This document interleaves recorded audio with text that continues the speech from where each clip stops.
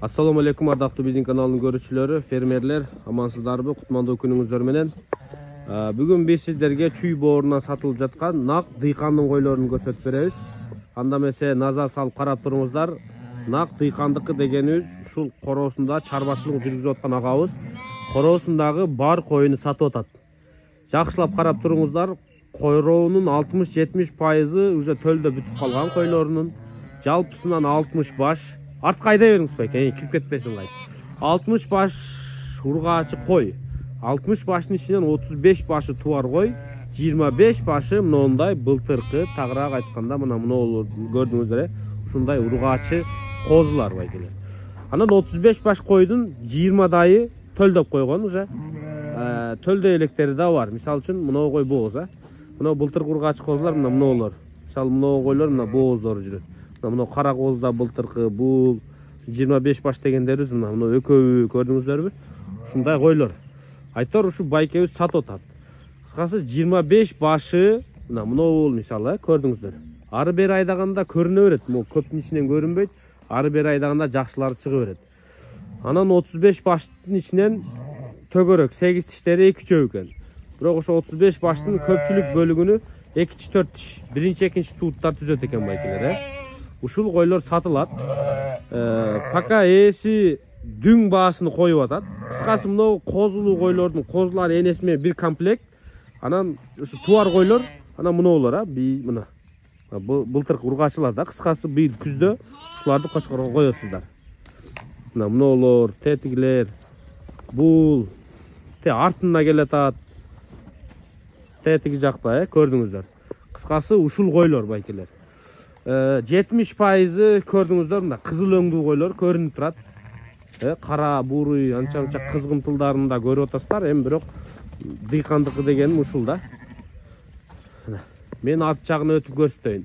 Булар ушул жакта, ушу айылдын талаасына чыгып, ушул жерде төлдөп, мындай естественный жашоо образда да, кыскасычы. Койлор өтө эле семиз эмес, ортодон бир аз семизирээк көрдүңүздөр, Мына ден соолуктарында өзүңүздөр көрүп турасыздар, козуларында көрүп турасыздар. Буюрса ушулар сатылып атат. Кыскасы ушул 60 башты 35 000 сомдон дүңүнөн сурап атат. Кызыккандар болсо өзүңүздөр калган суроолорду бересиздер. Жо, мен жалаң козулуу койлорду тандап алам, же жана 25 баш былтыркы ургаачыларды алам, тияк-бияк деген суроолор болсо, анда ээси менен чалып сүйлөшөсүздөр же дарегине келесиздер. Дареги Чүй облусу Жайыл району бул жак. Жайыл району Калдык деген айыл. Бул деген байкелер. Кара-Балтанын күнбатыш жагында Вознесеновка деген айыл бар. Ошо Вознесеновкадан Ярмарка деген дүкөндөн ылдый түшүп келесиздер. Бир 8-9 километр ылдыйт экен трассадан. Келип ушул короонан ушул койлорду көрсөңүздөр болот.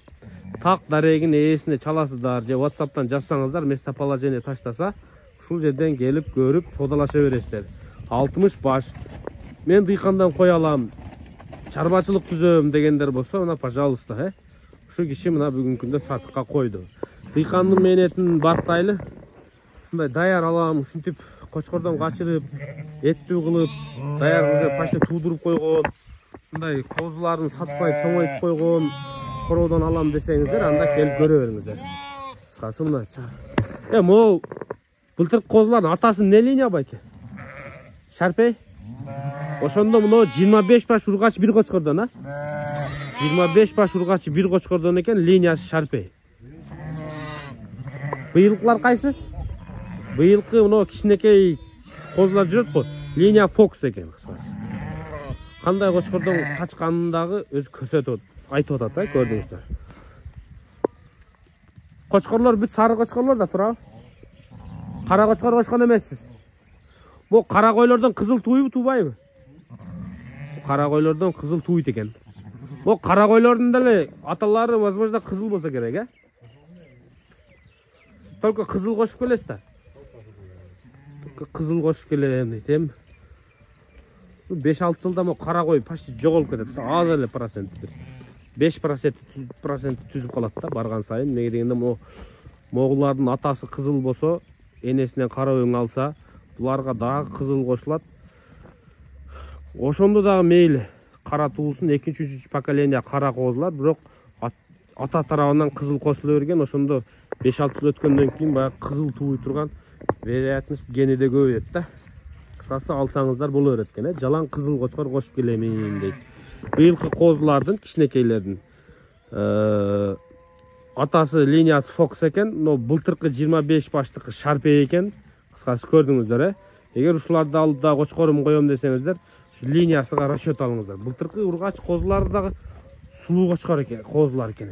Байкадыңыздарбы мондай красавицаларчы? Бу жерден бир суюлтуу өткөзөйүн. Картан кой жок экен да, байке? Картан кой жок дейт.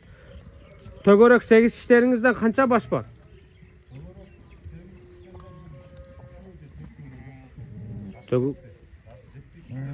Төгөрөк же 8 тиштерден ашып барса бир 3 башка чейин дейт. Калгандары ушу биринчи, экинчи тууттарбы? Ушу 35 баш койдун основной бөлүгү биринчи, экинчи тууттар экен. Кыскасы сиздерге маалыматты бүт жеткиздик. Калган суроолор болсо ээсине чалып сурай бересиздер. Баасы 35 000 сомдон дүңүнөн болду. Мынагу кичинекей козулардан сырткаңыз. Мына кичинекей сүт эмген козулар энеси менен бир комплект болот. Жакшы да байкелер мына. Чоң койлор 35 баштын 20нын төгөрөгү почти 60-70% тууган. Алар чоң койлор, анан могу жаштары жаш экен десеңиздер, мына кичинекей козулар тең 3 айдан кийин сүттөн бөлүнүп, алар деле почти уже жакшы эле акча болуп калат да. Ушундай кичинекей козулар менен могу былтыркы туу эле козуларды кошсоңуздар, бир чоң койдун баасы десеңиздер болот ошондочу. Ошондо мындай жалаң чоң койлор экен деп туруп соодалашып алсаңыздар болот. 35 000 сомдон койду, жактыргандар болсо сүйлөшөсүздөр, кошумча сурооңуздар болсо ээсине чалып сурай бересиздер. Дарегин дагы бир айтып коеюн. Чүйдө жашагандар үчүн так дарек. Бул Кара Балтан күнбатыш жагы Вознесеновка деген айыл бар. Ярмарка деген магазинди билесиздер. Бул жак адресин жакшы билгендер үчүн. Жана Хусейн байкенин короосуна кеткен жолдон ылдый келсеңиздер, биринчи айыл Калдык деген айыл. Жок, бул жак жакшы билбейм дегендер болсо, Кара Балтанын ылдый жагында бир 8-9 км ылдыйында. Машинаңыздар менен ошентип расчет алып келсеңиздер болот. Ээсине местоположениени сурап туруп, ошо карта менен келе бересиздер.